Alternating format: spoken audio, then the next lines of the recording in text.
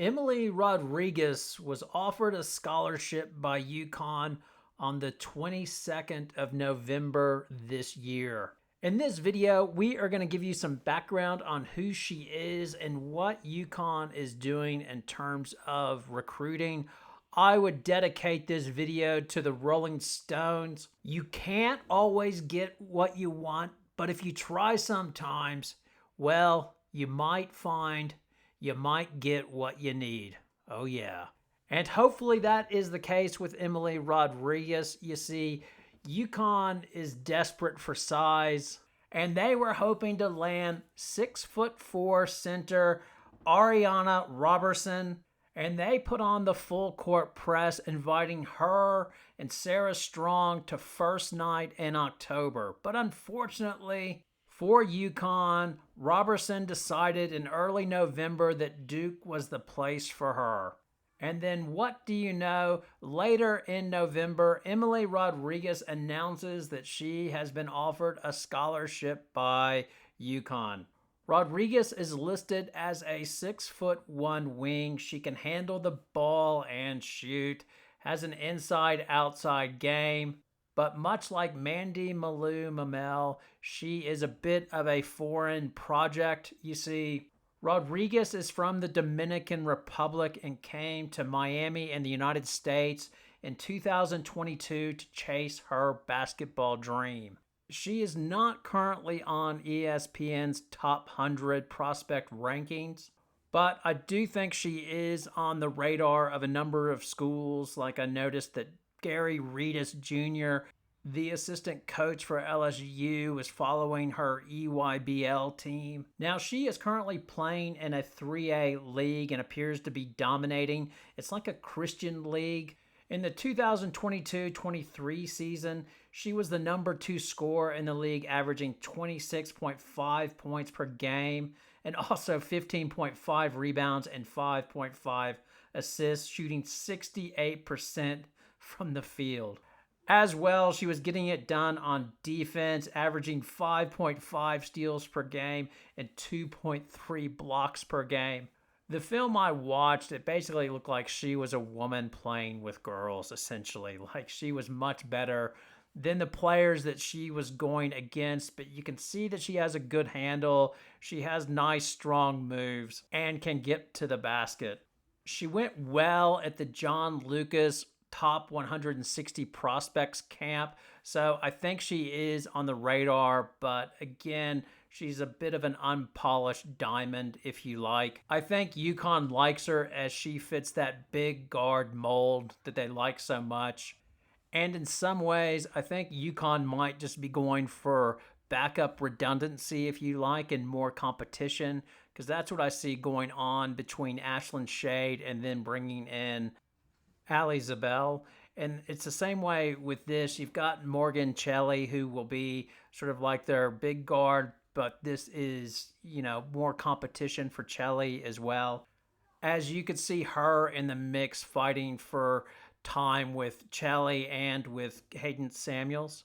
The other thing that stands out is it does seem like UConn has a very soft spot for foreign kids.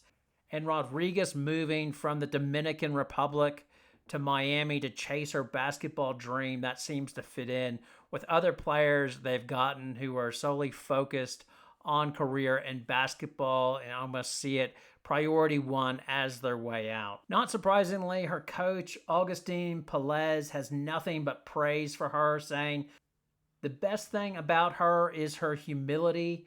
A lot of big-time athletes can come in with an attitude, but she's team first and the first one to own up to when she makes a mistake.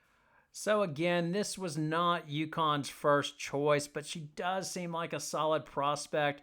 I'm curious to see what the comments are. As I noted with Gandy, people were not impressed in sort of UConn going after projects. They were sort of like, we're UConn.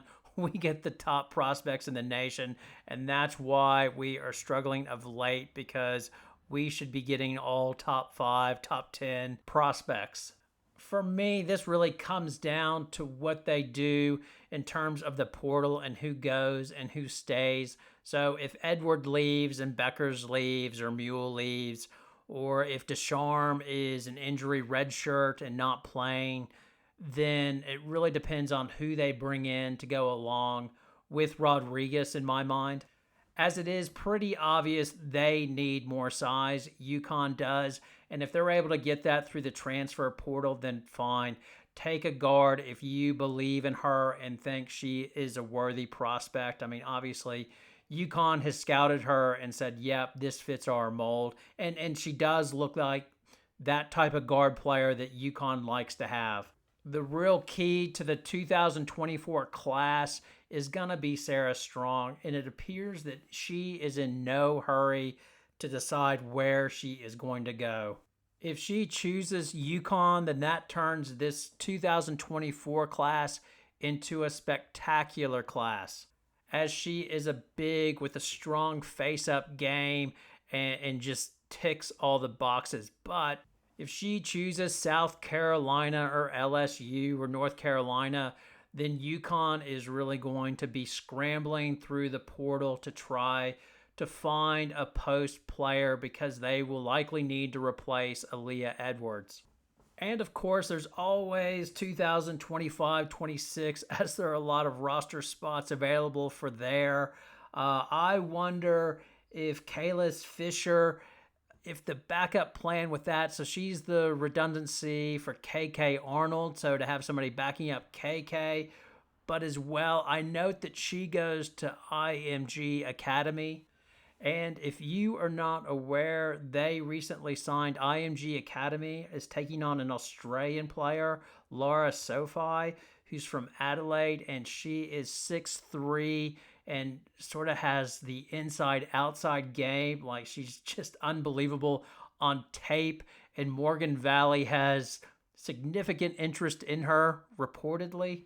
But I wonder if the UConn long-range plan is to get Somfai signed to UConn for the 25 class, as she would be the perfect UConn player, as she is foreign, and as well, she is damn good from what I can see as a 16-year-old. Her game just blows up on the video. Anyway, I will hand it over to you. I want your thoughts and comments. What do you think about Emely Rodriguez?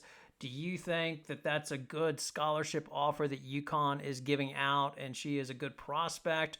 Or do you think UConn should have held out a little while longer to see what shakes out in the transfer portal? As always, your thoughts, your comments, your poison is always welcome. Thanks so much for watching. I hope to see you next time. Have a great night.